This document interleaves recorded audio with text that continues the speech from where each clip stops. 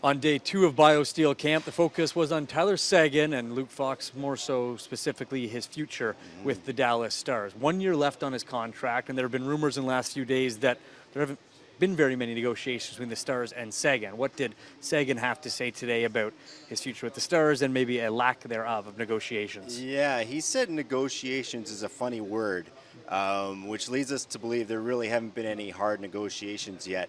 He said there was talk at the draft between his camp and Jim Nill, the GM of the Stars, and basically crickets since. And he's disappointed. He said he stood in front of the cameras and said that he kind of wished he was here talking about a long-term 8-year extension with the Dallas Stars, and instead he's talking about potentially going into his first, major contract year without a job secured for 2019. After seeing John Tavares go through the free agency and all the excitement that surrounded that, it's hard not to imagine what another player of that caliber going through it would be like for the league. Do you expect it to get to that point, or are we going to see a Seguin Stars long-term deal announced eventually?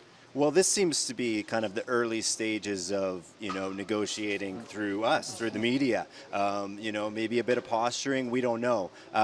Tyler really made it clear that he wants to be a Dallas Star long term, and this might be his way of putting some pressure on Jim Nill, who was also, sat at the table with Tavares, has also been linked to rumors with Erik Karlsson. So if you go out and sign and Erik Karlsson, can you also afford a Seguin? These are major questions the Dallas Stars face. Tyler did say that he was pretty excited that the Dallas Stars are considered in that upper echelon of organizations that are at least at the table with all these major UFAs or UFAs to be. Now, Tyler Seguin seems like a guy that seems to take things pretty day by day. In fact, he told us when it comes to the contract negotiations, he was just taking it day by day, week by week, and not looking too far ahead. Is he the type of player that wouldn't be fazed by negotiating throughout the season and not be distracted by that?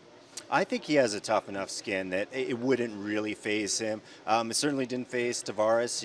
I think Stamkos had a bit of a rougher ride with it. Tavares, put up career highs in points and played fabulously. And I would expect more of the same from Tyler Seguin.